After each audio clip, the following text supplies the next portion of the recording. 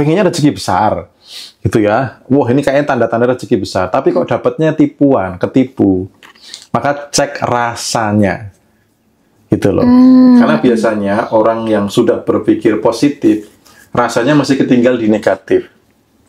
Itu cemas, khawatir, takut. Bahkan ada yang takut kaya, takut nanti ditipu. Anda kalau menakutkan sesuatu, takut akan sesuatu, itu justru malah mengundang. Gitu. Misalkan contoh nih, Mel lagi benci sama seseorang, biasanya malah berpotensi sering ketemu dengan orang itu. Iya, betul. Karena atensinya ke arah sana. Gitu loh. Jadi sama, ketika misalkan nih pengen berkelimpahan, tapi masih ada rasa cemas, khawatir, takut. Ketika rasa ini masih dominan, maka apa? Semesta menghadirkan sesuai dengan rasa. Gitu. Walaupun pikirannya sudah positif. Gitu. Jadi pikiran itu adalah tools, salah satu tool, karena pikiran ini bisa membentuk perasaan. Gitu. Nah, maka ketika pikiran sudah positif, perasaannya harus sama. Kalau pikiran positif, lalu Anda kena tipu, berarti perasaan Anda masih di level kekurangan. Gitu.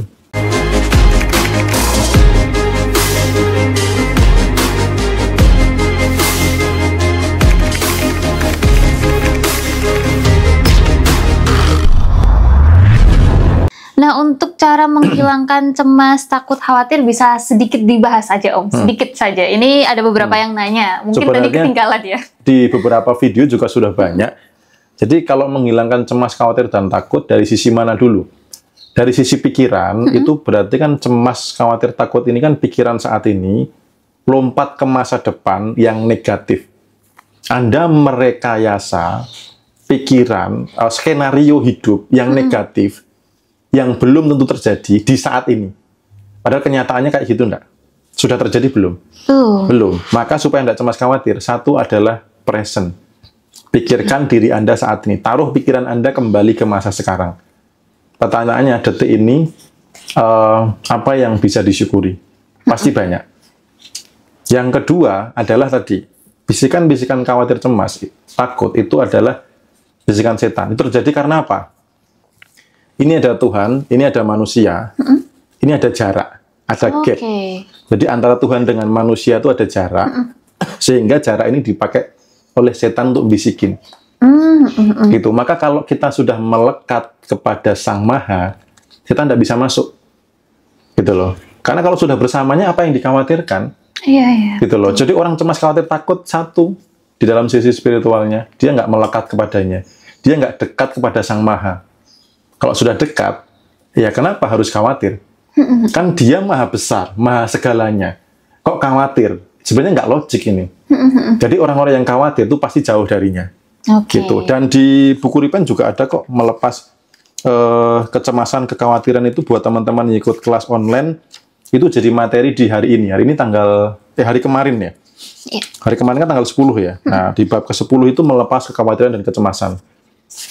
Teman-teman ada petunjuk praktisnya gitu. Dan tadi sedikit kembali ke bab 2 terkait dengan mengingkari nikmat.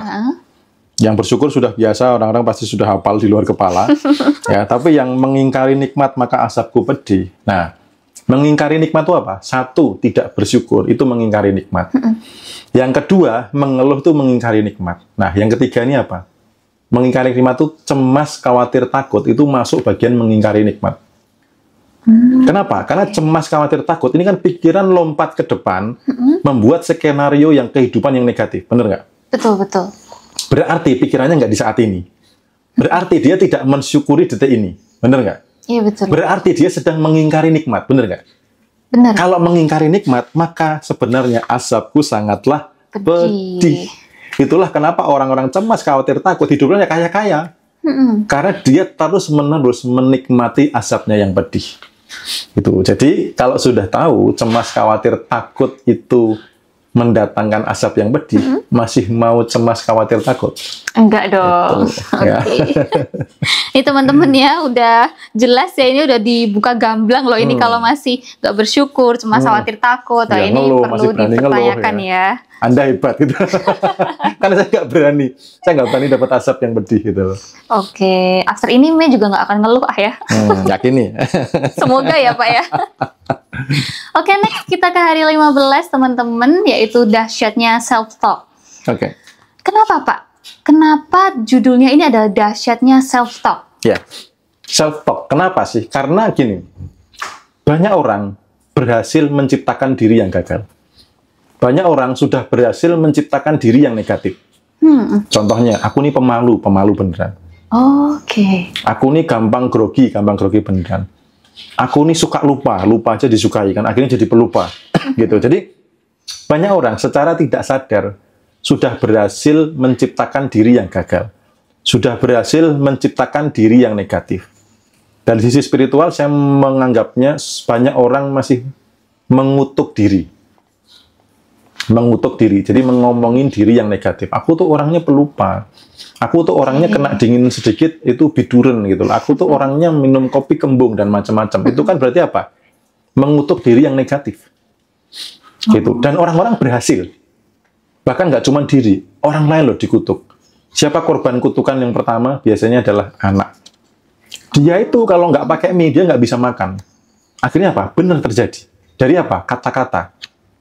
Gitu loh. Dia tuh paling takut sama bapaknya. Akhirnya apa? Sama yang lainnya nggak takut. Dia mengutuk orang lain. Sadar nggak bahwa seseorang sudah banyak yang berhasil menciptakan diri yang gagal. Nah, kabar baiknya, teman-teman kalau sudah pernah berhasil menciptakan diri yang gagal, berpotensi berhasil menciptakan diri yang berhasil. Kenapa? Caranya sama. Mau nggak ngomong yang baik-baik ke diri? Mau dong. Aku sehat, aku kaya raya, aku berkelimpahan, aku jenius, aku brilian, aku bijaksana, aku bertanggung jawab, dan macam-macam. Aku amanah, dan lain sebagainya. Mau nggak begitu? Itu loh. Itu yang menjadi pondasi bab ke-15, dahsyatnya self-talk. Gitu. Oke. Nah, itu kalau diri kita sendiri, Pak. Kita kalau ngajarin anak gimana? Biar dia itu nggak... kalau masih kecil kan mungkin belief systemnya masih bisa diolah oleh orang tuanya ya. Ini caranya gimana, Pak? Sama, diajarkan aja. Ini untuk anak yang keberapa, Mei? Belum deh, belum punya anak saya. Jadi mengajari anak untuk self-talk, ya tinggal diomongin aja. Berkata-kata yang baik. Gitu, diajarin di depan cermin ya, misalkan kayak anak saya, Nathan hebat, Nathan luar biasa gitu, sehat, keren. Jadi kita yang memberikan teladan, anak itu hanya copy paste. Maka biasakan ngomong yang positif ke diri. Hati-hati ngomong yang negatif. Biasanya kalau anak saya sudah ngomong yang negatif, saya langsung akan kritis. Tidak boleh ngomong gitu. Berbicara yang baik-baik ke diri sendiri.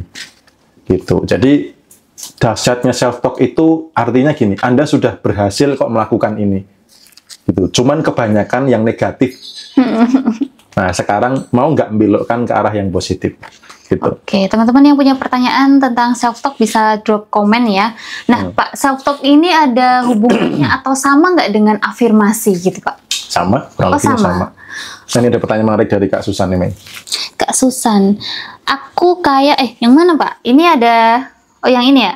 Aku kaya, aku sehat, dan sebagainya, entar dibilang sombong. Nah, gitu. Self-talk itu belum tentu sombong. Ya. Anda harus tahu sombong itu apa dulu. Gitu. Sombong itu, kalau teman-teman belajar tentang vibrasi, tabel vibrasi yang skornya 175, itu sombong itu artinya apa? Merendahkan yang lain. Nah, self-talk ini kan di depan cermin, sendiri, di kamar gitu loh ya. Ada yang direndahkan nggak? Nggak ada sih. Nggak ada. Kalau Anda self-talk-nya di panggung, Anda sombong. Gitu. Kecuali memberikan edukasi. Yuk kita sampaikan, aku kaya, aku sehat. Itu nggak apa-apa. Tapi kalau misalkan Anda di depan teman-teman yang lain gitu, wih orang kaya, wih orang cerdas, ya Anda sombong. Karena apa? Anda sedang merendahkan yang lain.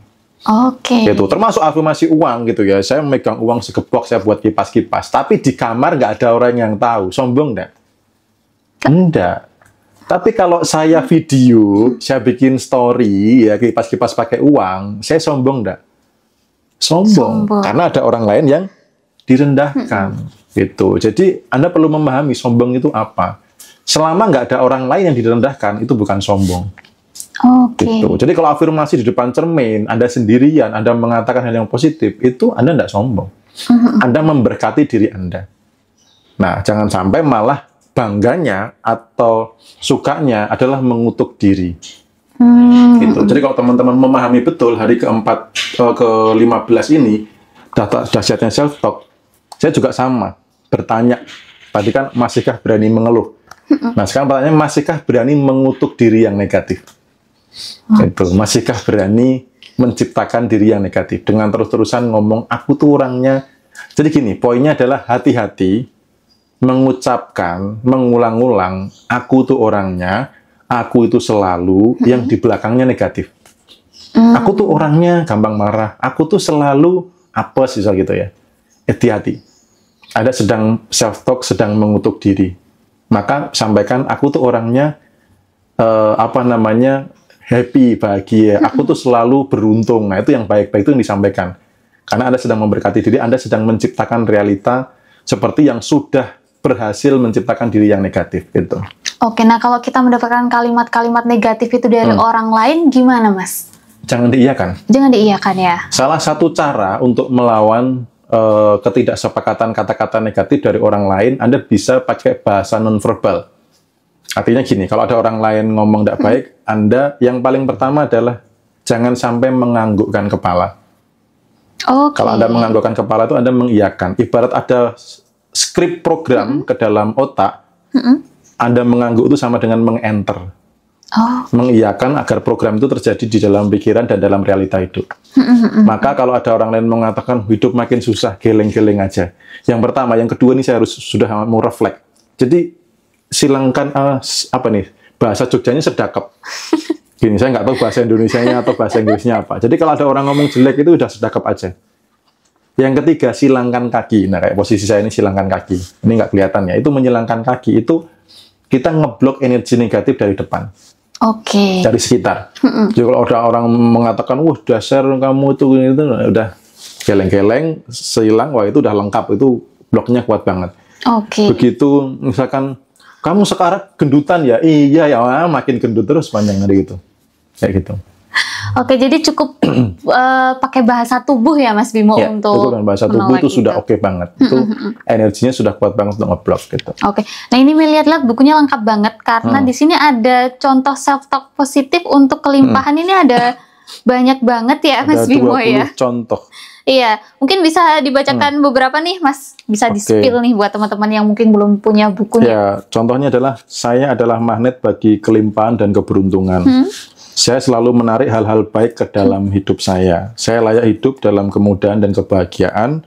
Saya berdaya untuk meraih semua impian saya dan seterusnya. Ada 20 contoh untuk kelimpahan. Nah, kalau teman-teman butuh contoh lebih spesifik, itu kan saya juga ada parfum tuh. Parfum Happy High Vibes yang kayak gini nih. Nah, coba dilihat detailnya dulu. Nah, itu detailnya dilihat ya. Nah, ini parfum ini di belakang dusnya itu ada barcode untuk mendapatkan afirmasi. Afirmasi apa saja kan bisa jadi orang kebutuhannya nggak cuma kelimpahan. Contoh misalkan Mei butuh afirmasi jodoh. Jadi afirmasi jodoh ini kalau yang untuk pria itu tidak hanya untuk narik jodoh, tapi juga untuk menguatkan karisma. Karena cowok tuh perlu karisma kuat. Itu nggak cuma untuk narik jodoh. Anda di panggung, Anda ketemu klien, partner bisnis itu perlu punya karisma yang bagus. Untuk menarik jodoh yang tepat. Nah, kalau wanita itu untuk apa? Untuk memancarkan inner beauty. Cantik yang dari dalam. Jadi membuat pria itu mau tidur tuh kebayang-bayang gitu. Terkintil-kintil. Terkintil-kintil itu kalau masih kecil kan ya itu. Jadi itu juga untuk menarik jodoh. Tapi sebelum itu memancarkan inner beauty. Karena kalau teman-teman berbisnis, berpartner gitu ya, bergaul, kalau inner beauty-nya mancar luar biasa itu keren. Dan sudah ada yang testimoni yang wanita yang pakai harmonia itu dia sampai dikejar-kejar berondong, sampai banyak pria-pria mendekat, sampai ada yang nanya, Mas ini parfum ada peletnya kah gitu ya.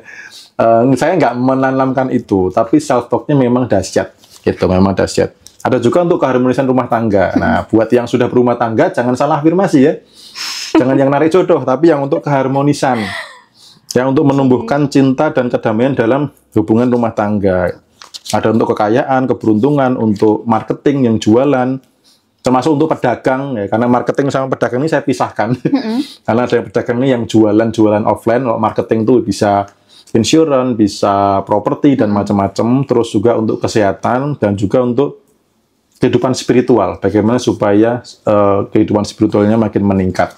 Itu ada di belakang, di box belakang parfum ini nanti ada barcode-nya di sini. Jangan yang barcode BPOM ya.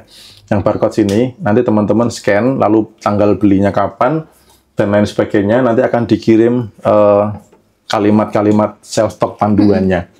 Jadi orang itu kan, kenapa saya bikin parfum Happy High Vibes? Karena salah satu yang orang tidak lupa itu kan pakai parfum, bener nggak? Betul. Ya nggak, Mai? Habis mandi Pakai parfum. pakai parfum, ya kan? Mandi berapa kali sehari? Nah, bisa jadi 2 kali kan? Paling nggak standarnya 2 kali lah ya gitu. Nah, kalau pas pakai parfum, biasanya di mana? Di depan cermin kan? Iya. Anda sambil baca afirmasi, Anda membentuk self-talk-nya kuat banget tuh. Sudah di depan cermin, membaca afirmasi, pakai parfum, wah itu menciptakan realitanya udah keren banget gitu. Oke. Nah, sebelum nih Mei mau bacakan salah satu testimoni buku ya nih Om Oke. ini.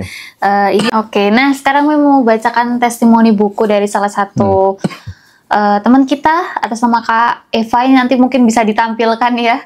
Mas Bimo, terima kasih, buku Repent sangat membawa kedahsyatan dalam hidupku. Saya terus praktek sesuai di buku. Saya memaafkan orang yang menipu saya, ikhlas, melepaskan cemas, tiap hari afirmasi, bicara dengan uang. Memang dahsyat. Ada aja uang yang masuk dan bisa memenuhi kewajiban yang sudah jatuh tempo, dan hutang-hutang bisa saya cicilkan. Aku hidup jadi makin semangat, makin bahagia. Wah, ini selamat keren ya banget buat ya. Kak Eva ya. Kak Eva. Thank you Kak Eva sudah testimoni